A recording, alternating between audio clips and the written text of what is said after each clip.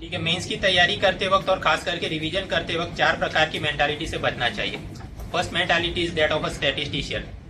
को पता होगा मिलेनियम डेवलपमेंट गोल खत्म हो गए और अब आए हैं सस्टेनेबल डेवलपमेंट गोल्स। उसके अंदर 17 गोल हैं और फिर एसोसिएटेड 169 टारगेट्स हैं। अब आप ये पढ़ेंगे न्यूज़पेपर में तो प्रस्तावना के रूप में बड़ी लंबी चौड़ी आपको स्टैटिस्टिक दी जाएगी कि पूरे विश्व की 50% आबादी अर्बन एरिया में रहती है, 60% जीडीपी कंट्रीब्यूट करती है, 75% जीएसटी आता है, लाइक दैट। उसी प्रकार स्किल के रिलेटेड कोई भी आप योजना उठा के देखो, न्यूज़पेपर उठा के देखो, हमेशा पहला पैराग्राफ भारत में इतनी स्किल 2022 में, चीन में ये होगा, यूरोपियन यूनियन में ये होगा और हम ये करेंगे वो करेंगे। प्रॉब्लम इज इतना सारा डेटा तैयार भी कर लिया तो 1 या 2 मुद्दे आप इंट्रोडक्शन बॉडी या कंक्लूजन में लिख सकते हो, राइट। तो जब भी रिवीजन करो ऐसे फर्स्ट पैराग्राफ जहां पे भी दिखे बेटर कि वो ऊपर से देख लिया और आगे बढ़ गए, ताकि उतना समय कम अपना खराब। Second is mentality that of a bookie.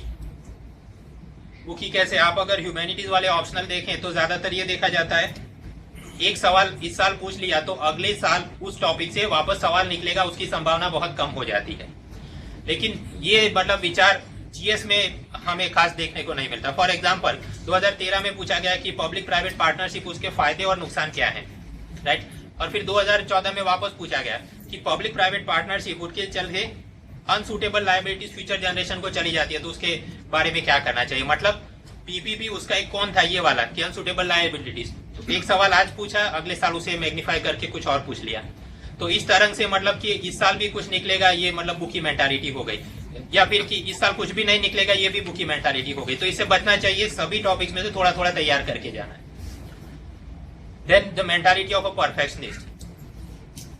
Again ये सस्टेनेबल डेवलपमेंट गोल, तो उसमें 5वां गोल ये है कि जेंडर इनइक्वालिटी हम कम करेंगे।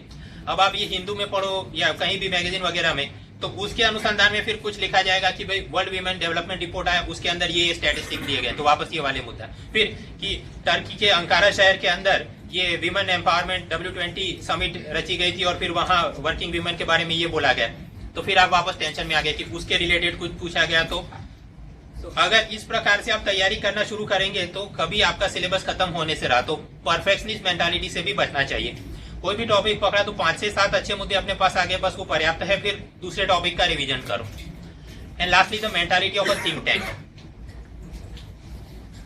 परफेक्शनिस्ट की तकलीफ क्या है? वो हर एक मुद्दे को बहुत बारीकी से तैयारी करने की कोशिश करता है।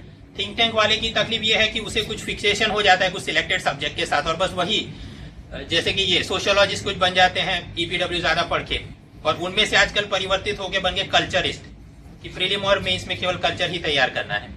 देन कुछ लोग इकोनॉमिस्ट बन जाते हैं और कुछ लोग डिप्लोमेट। फॉर एग्जाम्पल उफा समिट हुई जहां पर ये शंघाई कोऑपरेशन ऑर्गेनाइजेशन एससीओ में मोदी साहब गए, भारत और पाकिस्तान को सभ्य पद दिया जाएगा। And then Modi also visited दो 5 central Asian countries, Kazakhstan, Turkmenistan, whatever. तो ये मुद्दा है एक। तो मतलब थोड़ी भी बुकी मेंटालिटी अप्लाई करें तो क्या सवाल निकल सकते हैं। एक तो एससीओ के बारे में कि ऑर्गेनाइजेशन स्ट्रक्चर फंक्शन क्या है, दूसरा कि पॉलिसी अफेक्टिंग और समथिंग लाइक दैट, कि भारत एससीओ ज्वाइन करे तो उससे क्या अपने को इम्प्लीकेशन होगी, या फिर कि भारत का सेंट्रल एशिया के अंदर क्या स्टेक्स हैं वगैरह। ऐसे कोई भी IR related, economy related, IR economy related सवाल है तो 2 ही एंगल बनेंगे, एक तो economic angle, then second strategic angle. अब इकोनॉमिक एंगल में अगर आप 4 मुद्दे लिख दो, स्ट्रेटेजिक के 3, तो आराम से अपने 200 शब्द खत्म हो गए। For example again same central Asia SCO, economic 4 मुद्दे क्या होंगे?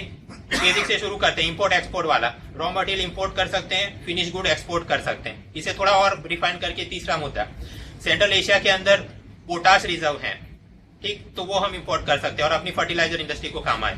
वहां वो ताजिकिस्तान, तुर्कमेनिस्तान वगैरह से गैस रिजर्व यूज करके हम पाइपलाइन से लेके आए, अगेन नेचुरल गैस है, उससे अमोनिया बनेगा, यूरिया बनेगा, फर्टिलाइजर इंडस्ट्री को काम आए। बस